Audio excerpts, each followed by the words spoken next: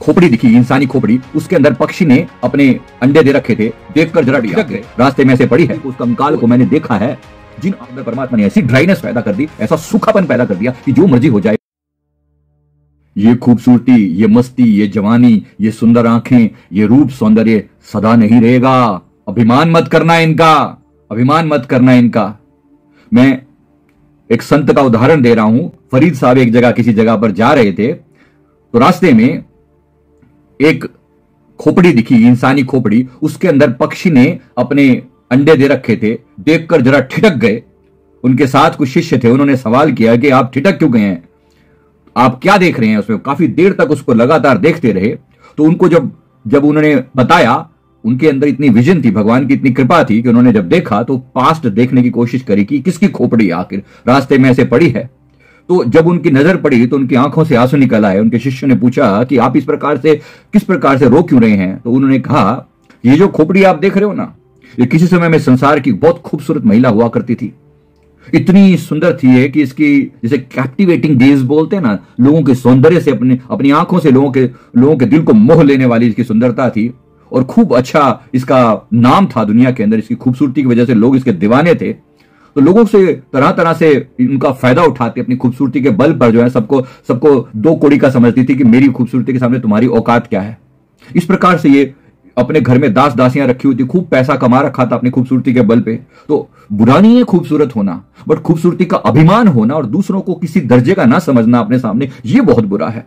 तो जब समय आया, उस समय जब ये बहुत अपनी रोब में हुआ करती थी और बहुत ज्यादा खूबसूरत हुआ करती थी, तो एक दिन इसकी नौकरानी ने इसके लिए काजल बनाया। और वो काजल को जब आंखों में डाला तो वो काजल उसने मोटा पीसा था, तो जब आंखों में डाला तो चुभने लगा।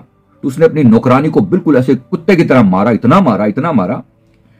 उसके बाद जो है, देखिए, एक काजल आंखों में, तूने इतना मोटा काजल बनाया, मेरी सुंदर आंखों के अंदर तूने मेरा काजल जो है ना ऐसे खटक रहा है, तो इतना मारा। आज जो है वही आंखें जिसने सारे संसार को मोह रखा था, आज उसमें एक पक्षी ने अपने बच्चे दे रखे हैं। तो फरीद साहब जी ने एक श्लोक बोला, दिन लोइण जग मोहिया ते लोइण में डीठ, कज्जल रेख न सहंदिया से पंखी सुए बहीठ। अर्थात उन्होंने कहा कि जिन आंखों ने सारे संसार को मोह रखा था, उन आंखों को मैंने देखा है, उस हड्डी को, उस कंकाल को मैंने देखा है। जिन आंखों में काजल की थोड़ी सी मोटा पिसने की वजह से जो उसको बर्दाश्त नहीं कर पाए और उसने अपनी नौकरानी को इतना मारा था, आज उन्हीं आंखों के अंदर पक्षियों ने अपने बच्चे दे रखे हैं। तो ये रूप, ये सौंदर्य सदा नहीं रहेगा। याद रखना, ये हश्र सभी का होने वाला है, एक दिन सभी का होने वाला है। आईने के सामने क्या अपने आप को देख कर इतराते हो, संसार के सबसे महंगे से महंगे प्रोडक्ट जो है इस्तेमाल करते हो, सदा नहीं रहेगा ये रूप, सदा नहीं रहेगा। तो फिर क्या? इसीलिए आज से अपने गुणों पर काम करो, उसे महत्व दो जो सदा रहने वाली चीज है। आपका सदाचार, आपकी सादगी, आपका प्रेम, आपका समर्पण भाव, आपके गुण सबको याद रहेंगे, सदा याद रहेंगे, अब भी याद रहेंगे, बुजुर्गी में और ज्यादा खिल जाएंगे। इसलिए जो चीज जाने वाली है उसको इतना महत्व देकर दूसरों को इतना नीचा ना दिखाना कि बाद में पछताना पड़े। हमारे पास पीछे एक क्लाइंट आई, उसकी भी सिमिलर टाइप की स्टोरी जो है ना, जो मैं आपके सामने बताने जा रहा हूं, उसमें सिमिलर टाइप की स्टोरी। उसमें उन्होंने कहा मेरी आंखें ना बड़ी ड्राई रहती हैं, लेडी हैं, और अभी भी वो देखने में ठीक ठाक अच्छी थी।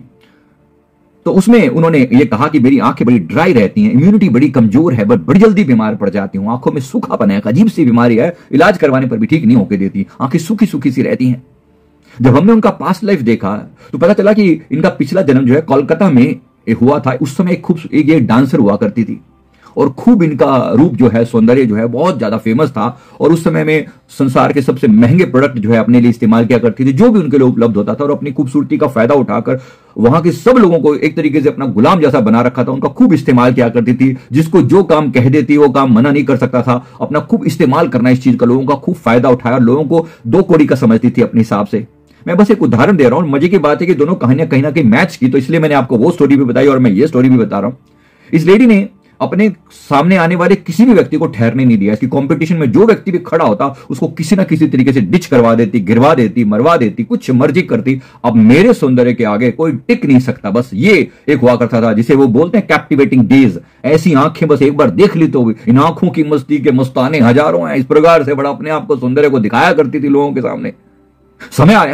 समय आया वो सदा रूप सौंदर्य कहां रहेगा, एक दिन गिरा दिया गया वो सब चीजें। वो जो खोपड़ी हड्डियां जो है निकल आई, वो समय भी आया जब बदसूरत हो गई। वो समय भी आया जब धुतकार दी गई। जिस खूबसूरती पर लोग दीवानी हुआ करते थे, लोग थू थू करके जाने लगे। धीरे धीरे इसको अपने आप से नफरत होने लगी और फिर इसी अवस्था में मर गई।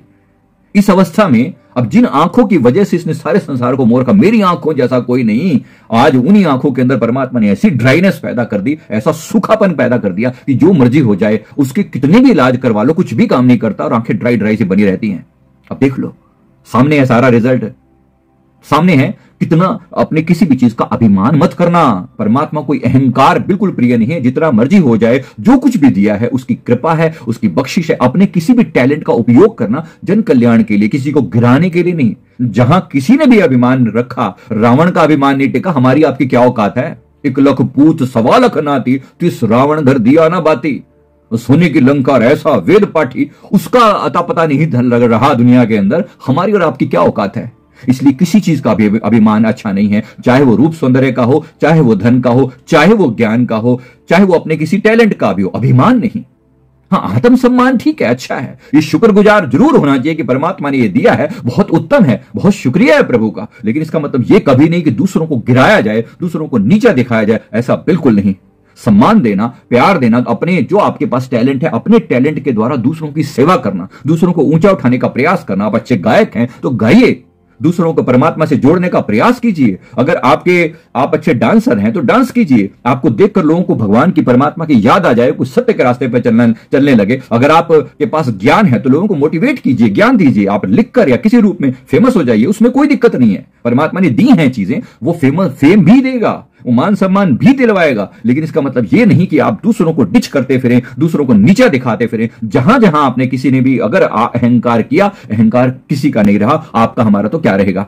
इसलिए याद रखेंगे, हमेशा परमात्मा के शुक्रगुजार होकर विनम्रता पूर्वक, जितने जितने गुण बढ़ते जाएं उतनी उतनी विनम्रता बढ़ती चली जानी चाहिए। उतना उतना डाउन टू अर्थ होकर बड़े प्यार से सेवा करें। रतन टाटा जी को देखा ना, कितनी प्रॉपर्टी है, कितना धन, कितना विराट साम्राज्य है, लेकिन विनम्रता एक अलग ही अंदाज है, एक अलग ही अंदाज है। बस ऐसा ही कुछ।